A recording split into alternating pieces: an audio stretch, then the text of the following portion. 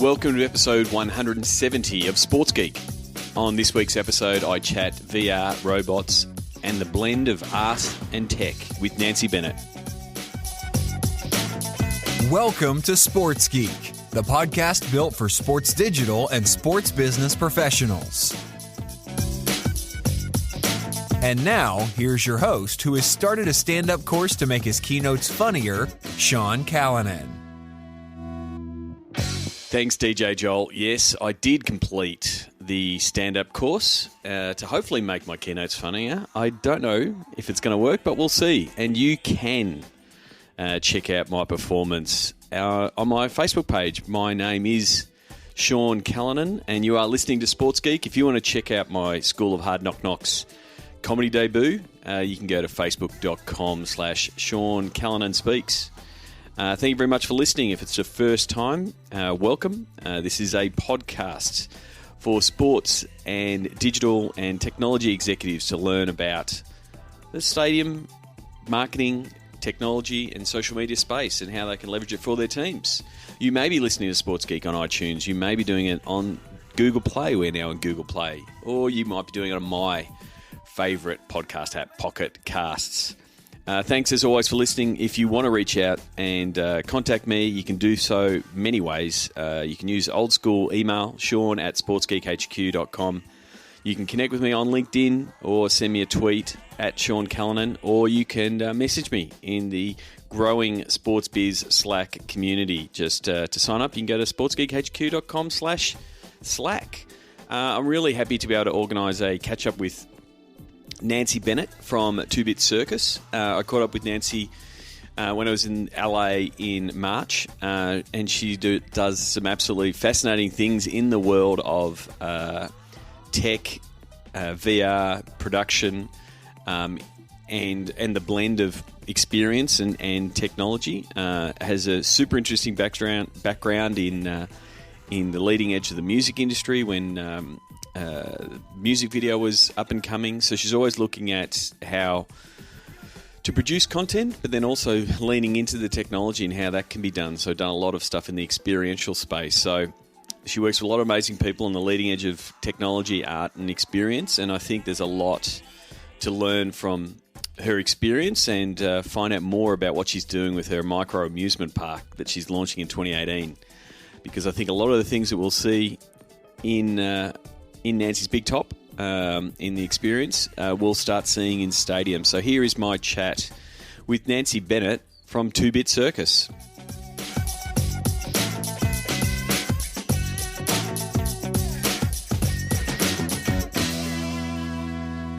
Very happy to have Nancy Bennett, the Chief Creative Officer and Studio Head from 2-Bit Circus. Welcome to the podcast.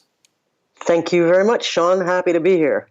And so when I was diving into your background, and it's vast and varied, I really had to really how I would do the intro and how I would describe what you do. So I'm gonna leave it to you. What do you do at 2-Bit Circus? 2-Bit Circus, I'm the Chief Creative Officer and Studio Head. And in our context, it's really about thinking through what the audiences want to engage with through our particular platform, which is going to be a 50,000 square foot micro amusement park in downtown Los Angeles with multiple iterations of that across the United States and then the world. And so we're building a platform where people can experience immersive engagement and interaction and be social and physical, playing games of all kinds, whether it's with content, escape rooms, story rooms, crazy 6 Degree of Freedom, interactive multiplayer VR, and more. So, I mean, looking at it, and seeing shots of the Big Top, as you call it, it looks like Willy Wonka's chocolate factory. Yeah, there's a little of that. It's a mad group of inventors and mechanical engineers, physicists, roboticists, creators, game designers who like to play with the latest in tech. And so as the Chief Creative Officer, my hope is that my skills, which have always been at the nexus of entertainment and technology, help to focus the beam on making engagement story. throughout all those experiences. And everybody is very talented at the studio. So it's a wonderful play space and a big open machine room, 5 stories high, big floor plan with every kind of machine you need to do something interesting, whether it's a Tormach to create a camera out of a piece of block of aluminum, or cut round images in wood on a CNC router, laser cut, lathe, or just use Adobe skills and make visual effects in VR or AR or anything else. So yeah, it's a lot of fun. And very collaborative environment, and super, super creative. It's a lot of artistry. So your background, how do you get to that position of pulling in all of these different tech, different methods of engaging, diving into this experiential space, but as well as, I guess, the VR and the storytelling and the movie side that you've done in your career? How do you get to here?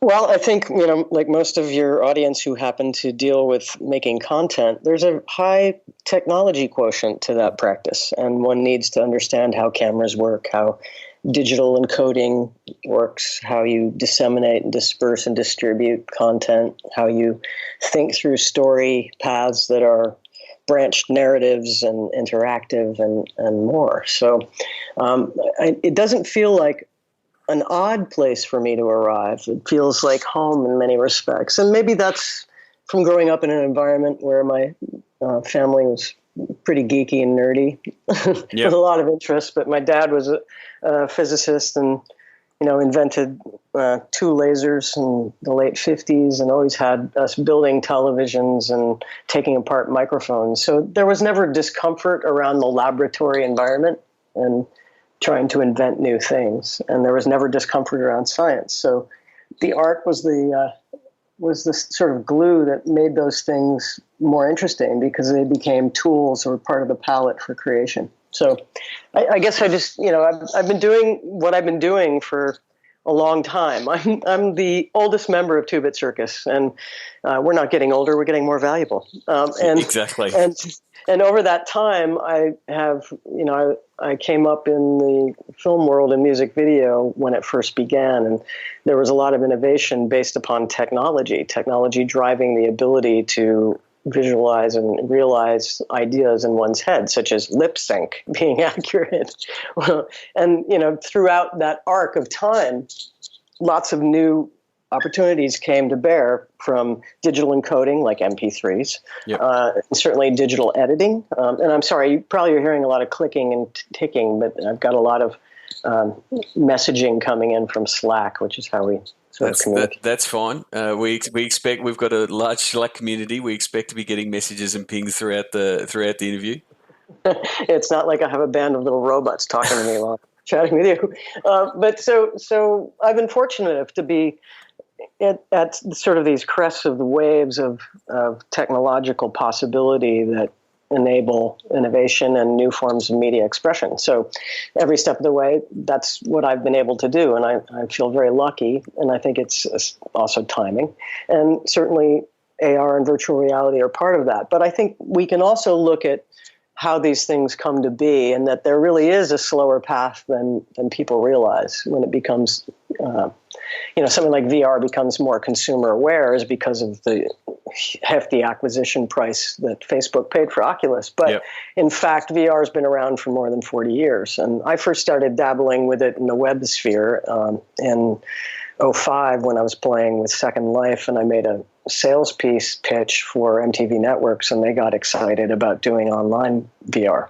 So these things come around and go around and continue to evolve and grow. And the more that you practice your craft and the more that you seek other people's interests and excitement and what gets them excited to inspire you to delve in more, the more you know. And then you are part of that growing evolution, and the tools aren't so far asunder to grab and bring into your own world. They just become familiar. So I've been fortunate to be encouraged to pursue those passions and interests and conversations, not only in film and music video and the like, and technology, but in painting and abstract art and classical music and all kinds of things. astronomy. I mean, the more you know, the more of a systems thinking you have to draw from to make innovation come to life. Yeah, I think that's really important, because with the sort of the technology and the content piece, which is the battle that's sort of happening both in the VR space, but then also in just the general digital content space, it's like, what needs to come first? Does the technology and the platforms need to be there, or do the content creators need to be there? And it's both, and that's what we're seeing in the VR space, because there's people sort of holding off, going, when's the tech going to be there for the masses? But if the tech's there for the masses and the content's not there, the masses won't go to it. So there's value in testing and trying out the platforms and trying to understand it in this sort of bleeding edge space that you're in. So you start understanding it. So when it does become mainstream, you're already there and you've had those lessons. Yeah, I think that's definitely part of it. I still believe that a really great idea, just like a great script, makes for a good movie. Yep. A great idea is what should be the springboard for discussion around what technology to use. I think technology can inspire and show you a path to realize something that's in your mind's eye. But I think that it's always in service of the creative goal. What's the goal? What's the goal? What's the goal? Yeah. That's the question I'm constantly asking staff, and they're asking me.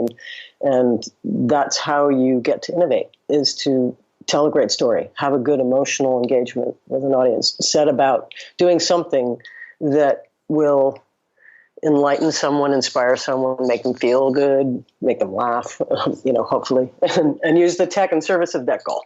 And we've had a lot of, one of the great things about 2-Bit is that there are so many inventive engineering and mechanical engineering minds on our team.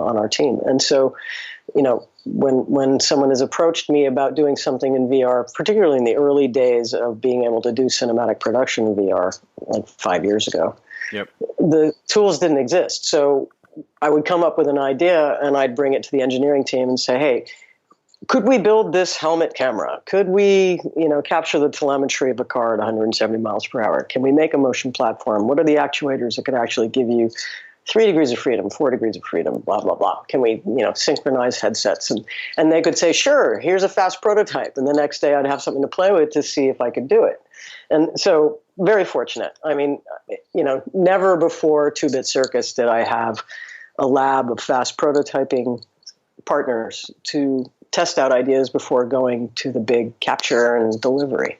So that's a wonderful thing. And I think that those types of skills are much more prevalent now, and I think the opportunities to collaborate with engineers and technologists for creatives is a huge, much better situation. And also the technology that your guys have been patching together is starting to become near consumer level. You can get handheld 360 cameras and wearable cameras and those kind of things that you can then start playing around with. And so we're seeing a lot of sports teams are getting a hold of a 360 degree camera. Mm-hmm. What are some of the advice that you would give to say, well, this is what you've got. The easy thing to do is just to put it in the corner of the field and see everyone go by and get that wow factor of it's like I'm standing on the field. But is there a next in after you've got past that initial I'm playing with the new toy piece, to stop treating it like a toy and start going back to that storyteller? What am I trying to sell? What am I trying to tell in a story, and what's for the audience? What's your advice when you've got that new bit of tech? Because the easiest thing to do is just to go, wow, shiny new thing, I'm going to use it, without taking that step back and thinking about why. Right. Well, there were a lot of questions in that raise a lot of interesting points. So I think, why do VR? I think one should always ask oneself, when you have the shiny new toy, why do you have that toy, and what does that toy do that nothing else can do already? Yep. And in our sports world, sports on television is one of the best cinematic experiences you can have. It gives you intimacy where you wouldn't have it even with a front row seat or, on the courtside seat, and allows you to follow multiple angles with a really long lens and close shot that's following the cinematographers in NFL are phenomenal. Yep. In basketball, it's a fast moving game. In hockey, same thing. The ability to track the puck and track the ball, track the players, to do instant replays. It's really quite spectacular. So how do you upend that with new technology and new medium? And VR has, I think, cycled through the 360 world pretty well. And I think there's a lot of reinvention of that wheel going on. That's not that exciting, quite honestly. And I think that the progress in VR 360 is stereoscopic, and is certainly in seeing camera movement where there wasn't before, and innovation and editorial technique that doesn't jar the viewer out of the immersion that they're feeling by being in that environment. But I think that the next step in the VR world is integrating other technological innovations. And so certainly augmented reality is part of that, but also room scale and interactivity, and really thinking about VR as a different kind of palette with which to paint stories. I think telling reality in VR is maybe not as exciting as going full on hallucinogenic. Visual effects are a wonderful playground in VR. You don't have as many problems with capture right now. Yep. I think in due time we'll start to see cameras like the Lytro and the ability to room scale capture come online for us, but it's still a ways to go. You need a 2-ton floor jack and an amazing data wrangling team to stitch together a lot of the data that you capture with the light field kind of technology still. And certainly capturing spherical Maya-ready stages in 3D it's just very time consuming and expensive to do and hard to do beautifully. Animation is a great medium for doing a lot of that kind of thing. So what's my advice for the person who's just got the VR camera for the first time? I think learn what it does that's different than everything else you see by practicing, by trying things, and try and break it, Yes. and try and edit differently. And definitely ask yourself, why? Why do I need this? Why would I use this in this particular instance? And if you can't answer it well, and a DSLR wouldn't serve you better, don't do it. Yeah. And in so being that filtration, that moderator of your own work, you're going to enhance the quality of the VR content that's out there. I think one of the concerns we all have is that there's a lot of garbage being seen. So It actually demotes people's interests in virtual reality, not those who are really excited about it and imagine the possibility alongside the evolution of the technology to get to that idea that they imagine, right? That's a mouthful, I know. No, but it is, like you said, it's if you make it a staple and it's a poor staple, it's not something that people are going to engage with. But if you set it for that premium piece of content and it's that must watch, and it is the reason you pull out the Daydream or the Oculus to feel and see that experience, then that's why you're using the tool for that reason. But it's not something, even though now we're seeing the NBA rolling out the next VR, coverage of the games, it's still foreign to most people to go, well, hang on, I've always watched basketball this way. What is it, how does it look, in this form? So you're still sort of taking them on the journey to give them those little entrees and snippets to say, well, this is what this world can offer. And then when you add all the other layers that are there, that's just not vision, I guess that's the piece where people will start going, wow, from a point of view. And the other part of it is the VR side of things is it sort of, it's that one-to-one. And tell us about some of the stuff like you've done to try to feel like have that group feel of all being part of it, because that's one of the big parts of sports is that you feel like you're part of you are part of a stadium and you are there and you're having this joint experience. There's things that you've done in group viewings and things like that for films. Yeah, well, early on for sure, and they're still being utilized today. So, I think nobody wants to be isolated all the time. Maybe when you're on a plane, it's great to watch a bunch of VR by yourself. But I think that any really good experience is one where you're like, did you see, or wouldn't it be cool if? I mean, those are the inspiring conversations between people about things that they see and ideas that they have. And so VR being the solo moment most of the time, and fortunately there are a lot of interactive tools coming online. In the early days, we set up a sync system that could take multiple headsets, Gear VRs in this case, and synchronize them to play the same content at the same time. And we did that, back, 4.5 years ago, something like that. And the most people we did at once was probably 250 people at Sundance and maybe 200 at World Economic Forum. To trigger, at the World Economic Forum, we triggered a documentary. We did the same one at Sundance by Lynette Walworth, which is a beautiful piece that actually just won an Emmy. That is about...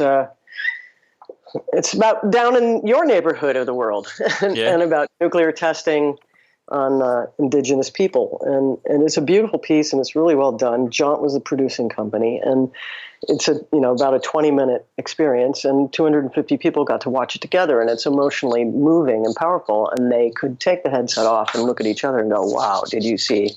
That really amazed me. Or, the way we talk about movies when we're in them together. So that was a great moment to be able to provide to people, and we continue to do that. But I think where we're all hoping is that we can invade each other's VR space at some point when the right content setup is there, and that's what you want. And I think we're seeing more of that. We're seeing that with multiplayer VR, 6 Degree of Freedom, motion chairs, and the like, which we're doing quite a bit of in our micro amusement park. So, and then if you start adding, global internet connectivity in the mobile world, and adding AR elements and touch and gesture, whatever else you can do, it's going to be really interesting, really exciting space to play in. So the micro amusement park that you're building, I mean, it very much is following the trend of experiential and all immersive type experiences that we're seeing pop up around activations and that kind of thing, and we're seeing as sports stadiums around the world are being developed, they're trying to get more interactivity. I mean, I'm for one looking forward to seeing what it becomes, because I can see parts of the activations that you're doing in that space to be then moving into arenas around the world, so people can more interact with the building. Is that sort of something that you see might be coming out of what you're doing in that space? Sure. I think, we've been in the location-based entertainment and activation space forever. That's what Two Bit Circus does. I mean, it's about, the guys, Brent and Eric, who are the co-founders of the company, along with the other three of us, started making games for their own entertainment and then bringing them to parties and realizing that everybody there wanted to play them. So it was very entertaining, and they loved to entertain. So that's the origin of the company. So, and all of the work that we've done in VR has been location-based activation, from the very first one, which was an IndyCar piece for Verizon that went all over the place, and to NFL Super Bowl for Verizon in Super Bowl 49 in Phoenix, where we put 30,000 people through an experience of the point of view of a punt return. And this was, in April of 2014. January of 2014. February 3rd, 2014, something like that. Anyway, that was a long time ago in VR time. The All-Star Weekend stuff we did for NBA was around that time. U.S. Olympics for Road to Rio for Samsung was about the point of view of a gold medalist who's a platform diver and going off of that diving platform into the water and really following that path, going right into the water, building cameras that could do that at the time. Just really trying to move you through spaces and give you a feeling that you could share and discuss as much as possible. And then we did an NBA piece for NBA Rio, the Olympic House there with Samsung, where we did the point of view of an in-game basketball play, where we built a helmet camera that actually could capture your hands and feet in scale, without distortion, without blur problems, moving about the court and playing a game and passing the ball. And it makes a difference to feel the scale and perspective as your eye sees it in the VR space. And so those were always the kind of challenges we had. Is like, how can we do that? I want to see the hands and feet. If I can't see the floor and my feet moving around, why would I be in VR in a basketball game? Yeah. You know, for NFL films, you know, I think the challenge there are so many challenges when you do a live something that's televised and broadcast rights are owned by multiple people for billions of dollars, and try and capture those things. You're sort of limited with your purview of what you can capture, but what's the story? And, you know, NFL Films has a very particular storytelling line, which is, you know, the sort of Hard Knocks vein, and capturing that in a documentary vein and applying it to that kind of outline and structure was tricky, but moving the camera was what was important, and editing the camera to make you move, to see the different perspectives that you don't get to see. Was just about the only thing we could do. Believe me, I wanted to put it on the spider cam. Yep. You know, if only I could have. But we did some innovative things, and so I'm not sure if I just went adrift there, but no, but I think it is interesting because especially that last point around the rights and things like that. That is one of the restrictions that, you know, you do get these, you know, a tool in that sense, and there are restrictions around the rights and the piece that people want to do. They can't do because the TV rights are sort of bundled up, and so I think it will be interesting in the next, you know, 5 to 10 years as rights move, and hopefully the lawyers and the tech guys get together to, I guess, slice them out a little bit more. We might see that the VR rights or the different types of rights be harvest off and potentially either remaining with the rights holder, or we might see platforms bidding for those versions of the rights. I mean, it's become potentially can become another revenue stream. Oh, no doubt, and add data to that, and machine learning and AI. I mean, there's so much. There's a lot of data in sports, and in addition to rights holders and money and control and concern, they're tracking players and their stats and accompanying that material within the VR headset or AR or on your mobile phone. All those things are definitely in conversation and possible.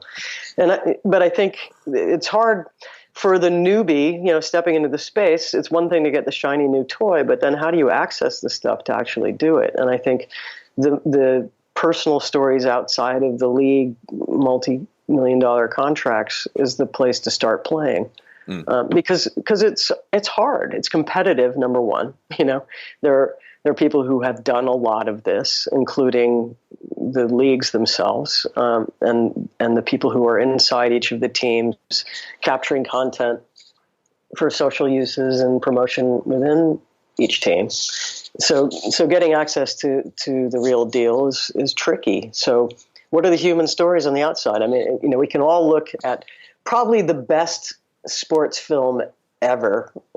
There's probably a lot of argument over this, and I'm sure your viewers can vote on which film that might be. But to me, it's Friday Night Lights. Yep. And Friday Night Lights is really heartland goodness, and it's the average American person. Yep. It's struggling, and so it's a very emotionally riveting story that happens to be in the football vein, right? So there are ways to tell stories, and the question is, again, is VR the right vehicle? Is AR the right vehicle? Or the two combined the right vehicle? Should I just use, can you use all of it? Yeah. And it's always, what's the creative goal? Always. And I think the other thing about the technology that might be the thin edge of the wedge to get in is potentially how VR could help on the coaching and the operations side. Oh yes, like we've already seen basketball players using VR to help them train and shoot better free throws, or as training tools, or you can just imagine we're already seeing soccer players using FIFA and sort of visualizing how the plays are going to play out. Well, if they're doing that with a controller, put that into a VR space, and a quarterback can do his whole playbook in a VR space. I think that's most likely where the most development, and there's always more funds on the coaching side than the content creation side in the sports space. I think that's where VR will go, and then then the piece is what part of that component can we pull out for the fan point of view, and that kind of thing, similar to what the Golden State Warriors did in their pitch to Kevin Durant. They did a full VR pitch to say, hey, this is what it's going to be like if you become a Golden State Warrior, and they were able to take a portion of that and actually show the fans. Yeah, yeah. Well, I mean, I was only talking about entertainment. So, yeah. I mean, on the technology training and scientific exploration side, it's probably a bigger business than anything else, because you can use it as a diagnostic tool. You can use it for, presbyopic correction. I mean, there are incredible things going on, and you can do a lot of measurement using that device against how people see things and interact with things. So again, the data, the conversation between give and take of data is something that can really advance health and wellness and performance and everything else. And that's a wonderful, marvelous world. Whether you're training somebody in heart surgery who can't access tools to learn in a third world environment, or, who knows? I mean, everything is possible. So how do you both keep on top of, I guess, trend lines and where the tech and where to quote Wayne Gretzky, where the puck is going, but also not be distracted by that? Because like if you look at the pundits around the latest phones, and they're like, oh, Google and Apple, they haven't put as much into VR. This might be the death of it, or it's not going in, because there was people betting on that the phones were going to do different things. How do you play the long game, but also trying to keep an eye on where the trends are going, but also not be distracted by that?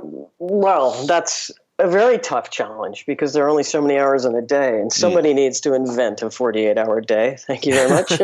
But I think there are two fronts. For me personally, I still, I stay in touch with a lot of colleagues who I admire, and I read as much as I have time to read, and then some. I listen to a lot of the articles that I don't have time to read while I'm driving to and from the office or to meetings.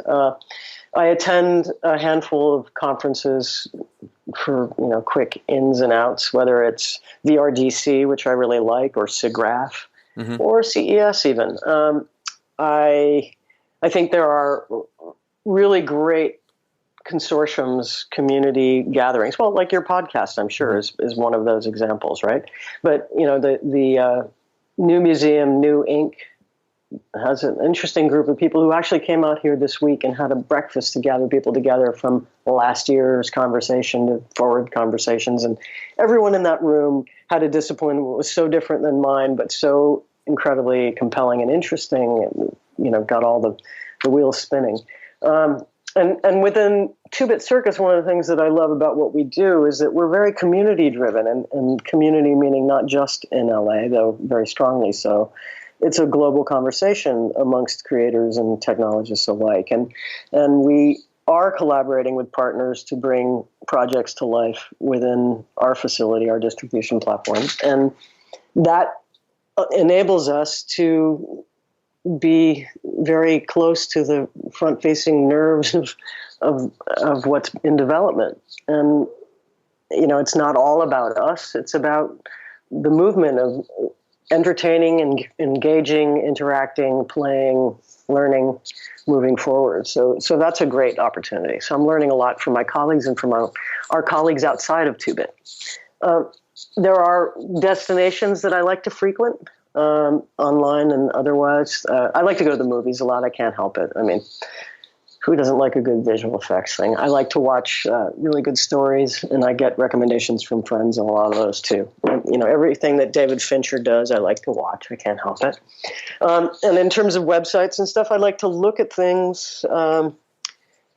I go to midnightsherpa.com and look at what they're doing. I go to gretel.tv, which is just one of the best design firms ever. And they understand graphic design as well as motion graphic design and how to put a brand into context. They, things they're known for are, Vice and Vice Lens, brand aesthetic, Netflix, Apple's work. But I worked with Greg at Gretel back when I was at MTV and designed the look and feel of a network called Logo.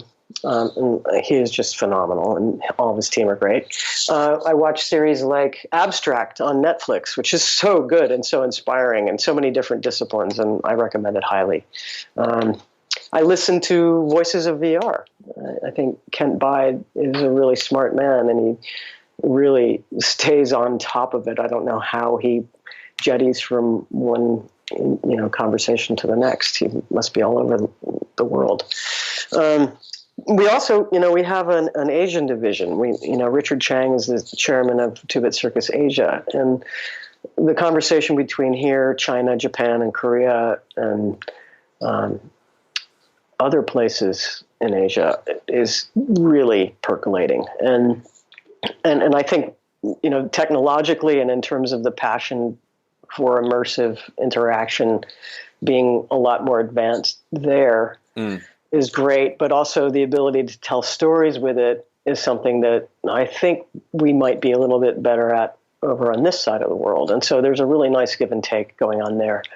One of the things that I wanted to jog back on when we were talking about tech stacks and creators and all those challenges is that what's really different now than it has been over the past 20, 25 years is that the creation is being fueled by technology companies to a large degree.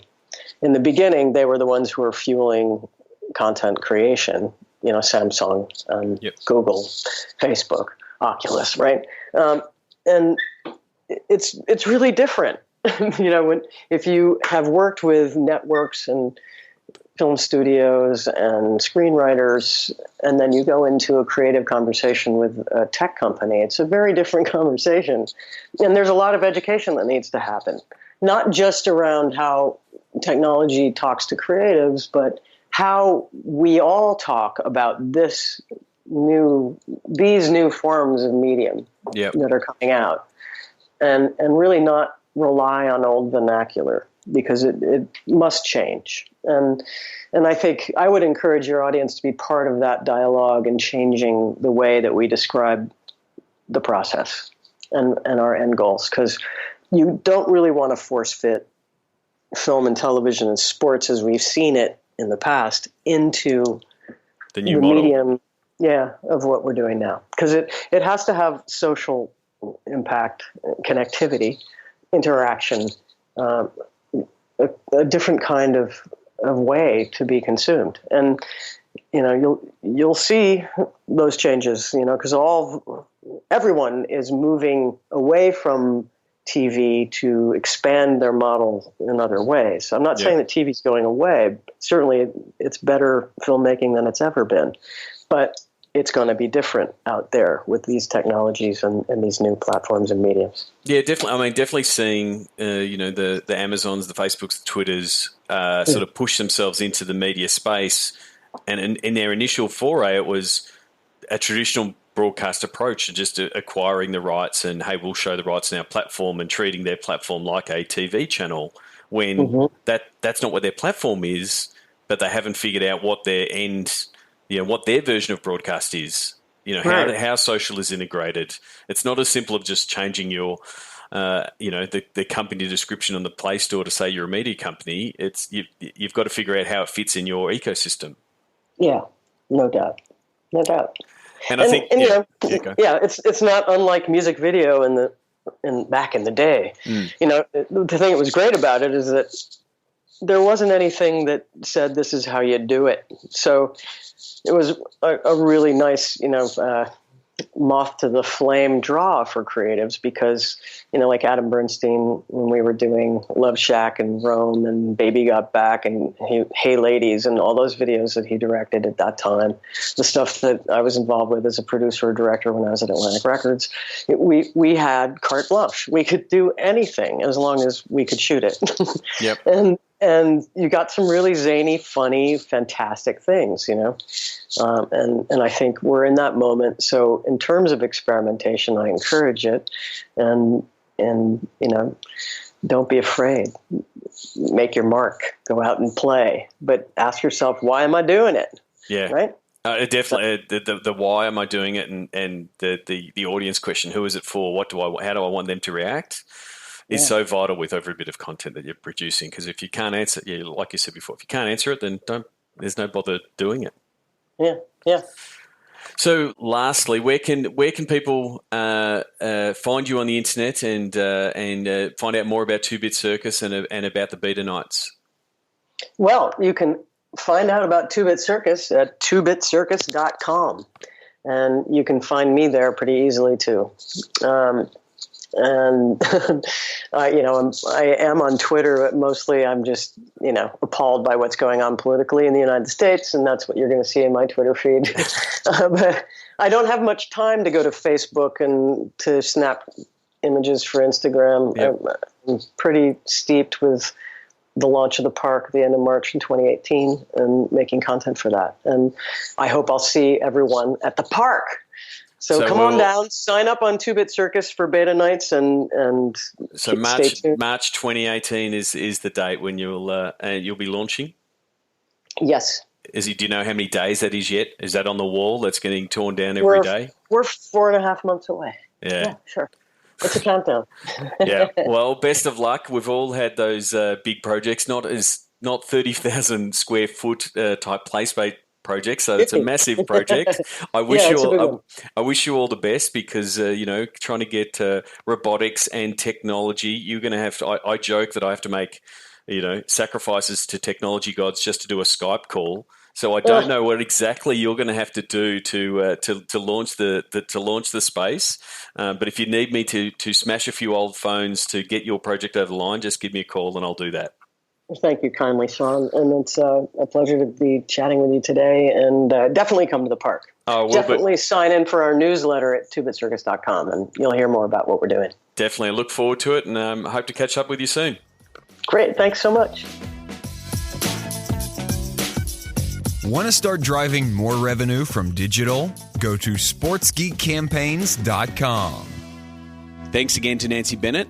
Be sure to go to 2bitcircus.com and sign up for those Beta Nights. I'm already looking forward to it. I'm going to make sure that my next stop in LA, once it is open, we'll make sure I will stop by and check it out. Even though Halloween has just passed, I hope it's not scary. I'm one of those people that gets scared far too easily, but I'm all about diving in on the experience and tech. So really looking forward to what Nancy and the 2-Bit Circus team produce. Just a few things. I'm recording this on Saturday before this episode airs, and in Melbourne it is Melbourne Cup week. Melbourne Cup is the horse race that stops the nation. We have a public holiday on Tuesday for the Melbourne Cup, so I'm looking forward to going to Derby Day, and I'll report back on how it went, and then keep an eye out on all things Melbourne Cup.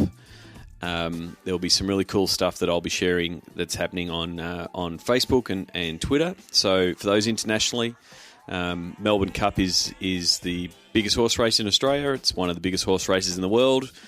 For my US friends, it's the Australia version of the Kentucky Derby. There'll be about 100,000 people, or roughly, attending Flemington 4 days. Saturday for Derby Day.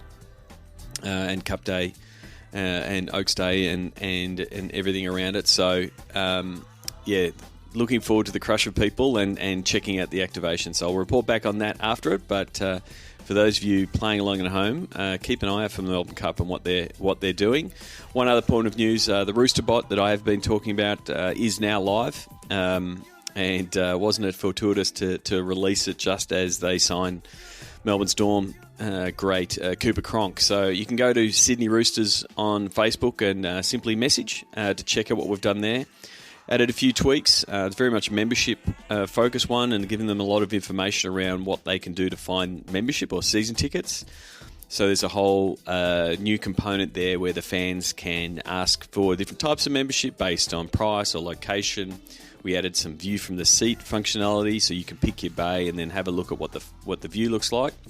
It was really fun building it.